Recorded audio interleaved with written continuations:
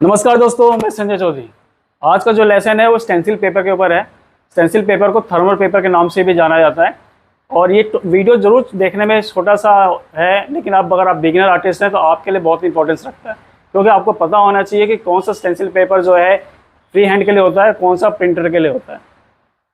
अगर आपको ये सही से पता नहीं है तो हो सकता है आप जो स्टेंसिल पेपर यूज़ कर रहे हैं उसका रिजल्ट आपका सही ना मिले। इसलिए स्टेंसिल पेपर के बारे में पूरी नॉलेज होना ज़रूरी है। कौन कौन से लेयर्स होती हैं, इसमें क्या क्या इस्तेमाल किया जाता है, इसके बारे में पूरी डिटेल में बताने जा रहा हूँ। तो इस वीडियो को पूरा देखिएगा, क्योंकि आप बिगिनर हैं तो आपको स्टेंसिल पेपर की पूरी नॉलेज होनी चाहिए, ताकि आपको एक बेस्ट से बेस्ट रिजल्ट सके। स्टेंसिल पेपर की कौन कौन सी वैरायटी आते हैं ये आपको पता होना चाहिए, तभी आप उसको सही यूज़ कर पाएंगे। तो चलिए शुरू करते हैं और इस बात को क्लियर करते हैं कि आपके लिए कौन सा स्टेंसिल पेपर बेस्ट रहेगा।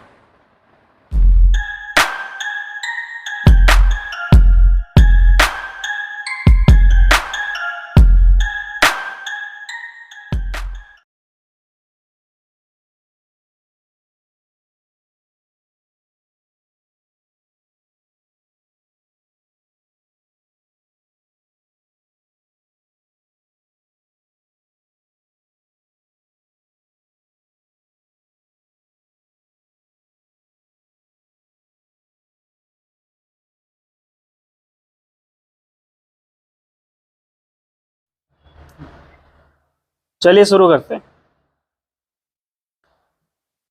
देखिए, थर्मल पेपर या स्टेंसिल पेपर दो तरीके से इसे बोला जाता है। ठीक है, तो सबसे पहले मैं आपको एक पेपर दिखा रहा हूँ। इसको कहते हैं हेक्टो पेपर। ठीक है, इसकी बनावट कुछ ऐसी है कि इसमें 3 लेयर होती हैं। फर्स्ट लेयर फर्स्ट लेयर जो होता है ये प्रिंट लेयर होती है, इसको हम प्रिंट लेयर कहते हैं। सेकंड लेयर जो होती है प्रोटेक्टिव लेयर होती है। प्रोटेक्टिव लेयर से मतलब ये होता है ये लेयर जो है थोड़ा चिकना होता है। ठीक है, इसका ये फ़ायदा होता है कि ये इन दोनों के बीच के कॉन्टैक्ट का, फर्स्ट लेयर और थर्ड लेयर के कॉन्टैक्ट के बीच में होता है, ताकि कोई स्क्रैचेस पड़ते भी है, बाई चांस इधर कोई दबाव पड़ता है या कोई स्क्रैचेस पड़ते हैं तो इसके ऊपर इम्प्रेशन नहीं आएगा। ठीक है, इसलिए ये प्रोटेक्टिव लेयर लगाई जाती है इस पर। और तीसरा ये लेयर है मेडिकल ग्रेड पिगमेंट का। इसमें जो है पिगमेंट लगा हुआ है, ड्राई फॉर्मेट में लगा हुआ है, जैसे कार्बन पेपर होता है उसी तरीके से इसमें भी एक पिगमेंट की लेयर लगी हुई है। ठीक है, इसका जो तीसरा लेयर होता है वो काफ़ी थिक होता है। एक A4 की जो शीट होती है उसकी ऐसी मोटी होती है, लेकिन इसकी ऊपर वाली जो प्रोटेक्टिव लेयर होती है बहुत पतली होती है। ये जो प्रिंट लेयर होती है ये भी बहुत पतली होती है। हेक्टो पेपर का जो इस्तेमाल होता है वो बेसिकली जो होता है फ्री हैंड के लिए होता है। जैसे कि हम पेन से कुछ बनाते हैं, कुछ स्टेंसिल पेन से बनाते हैं, उसके लिए होता है। अगर आप इस पर प्रिंटर यूज़ करते हैं, कोई भी स्टेंसिल प्रिंटर यूज़ करते हैं या कॉपियर यूज़ करते हैं, तो इस पर प्रिंट नहीं आएगा, इस वाले शीट पर प्रिंट नहीं आएगा। ठीक है, ये मेनली फ्री हैंड के लिए यूज़ किया जाता है। आजकल इसका यूज़ बहुत ही कम आर्टिस्ट करते हैं, क्योंकि आजकल सभी के पास लगभग प्रिंटर है, जो स्टेंसिल प्रिंटर है उसी से प्रिंट करते हैं। इसलिए हेक्टो पेपर का इस्तेमाल आजकल बहुत कम हो गया है। इसकी प्रिंट क्वालिटी बहुत अच्छी होती है। हम यहाँ कुछ भी यहाँ पे अगर प्रोटेक्टिव लेयर है, मान लिया मैं इस पर कुछ चलाता हूँ तो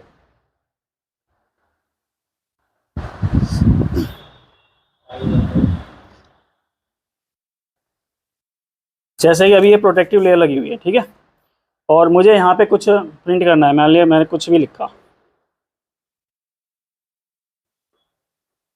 ठीक है, तो अब ये प्रोटेक्टिव लेयर लगी हुई है, देख रहे हैं आप, यहाँ पे इंप्रेशन नहीं आएगा इसका।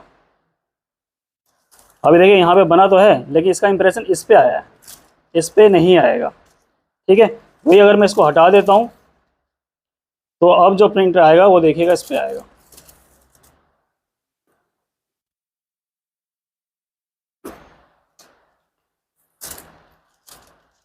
अब इस पे प्रिंट आ गया, आप देख रहे होंगे ये थोड़ा फेडेड दिख रहा है और यहाँ पे ब्लैक प्रिंट दिख रहा है। ठीक है, तो ये प्रोटेक्टिव लेयर जो है वो इसीलिए लगाया जाता है कि इसके ऊपर कुछ प्रिंट ना आ पाए। ठीक है, बाई चांस रखने रखाव में कहीं इधर उधर रह जाता है तो इसका प्रिंट इस पर नहीं आएगा, तो इसलिए प्रोटेक्ट होता है। तो ये हेक्टो पेपर है, इस पर हम अगर प्रिंटर से निकालेंगे तो कुछ भी नहीं आएगा। ये फ्री हैंड के लिए होता है, मतलब पेन से या पेंसिल से इस पर हमें कुछ भी स्टेंसिल बनाना है तो हम इस पर रख के बना सकते हैं।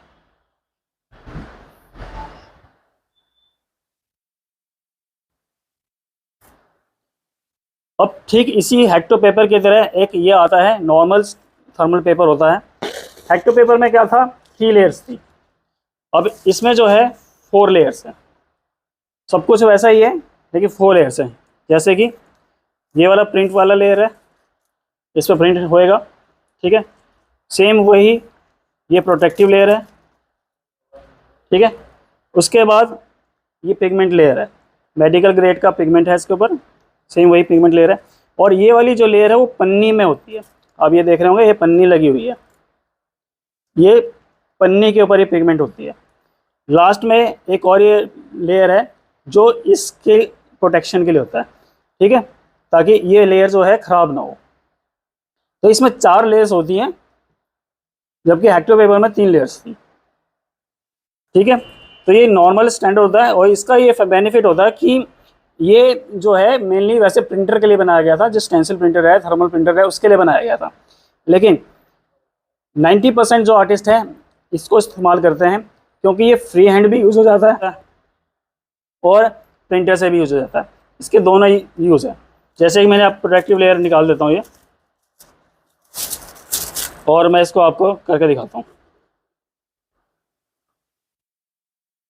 सेम वही चीज़ है, ठीक है। इसका प्रिंट जो है थोड़ा ब्लू कलर में आता है और उसका हेक्टो का ब्लैक कलर में आ रहा था, ठीक है। तो सेम वर्किंग है, बस ये कि ये प्रिंटर पे भी यूज़ हो जाता है और हम इसको फ्री हैंड भी यूज़ कर सकते हैं, इसका दोनों में यूज़ होता है। इसलिए यही कारण है कि 90-95% जो आर्टिस्ट हैं, चाहे वो बिगिनर हो या प्रोफेशनल हो, वो यही वाला जो है यूज़ करते हैं।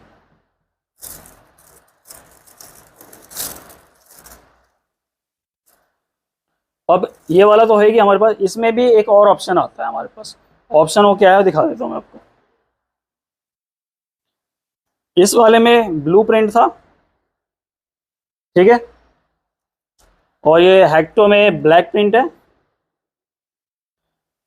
अब ये तीसरा है, ये भी 4 लेयर वाला ही होता है, ये S8 कंपनी के आता है,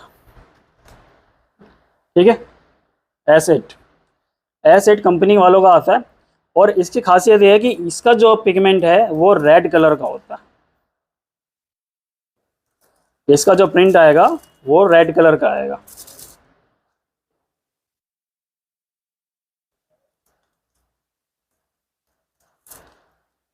यहाँ पे पता नहीं चल रहा है लेकिन जब हम प्रिंट करेंगे तो वो रेड कलर का प्रिंट होगा।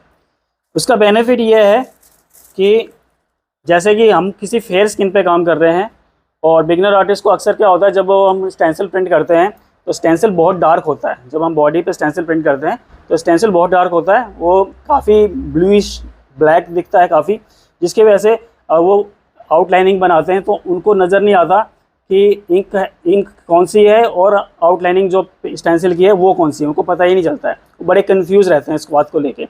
तो उनके लिए बेनिफिट है कि रेड वाला अगर स्टेंसिल पेपर यूज़ करते हैं तो उनको पता चलेगा कि वो कहाँ पे वो उनकी जो इंक है वो कहाँ पे नीडल है सही चल रही है। इसका प्रिंट निकालने का ये फ़ायदा होता है कि प्रिंट रेड होता है और ब्लैक के मुकाबले में रेड जो है उसकी विजिबिलिटी जो है कम होती है। लेकिन इसके नेगेटिव पॉइंट भी है।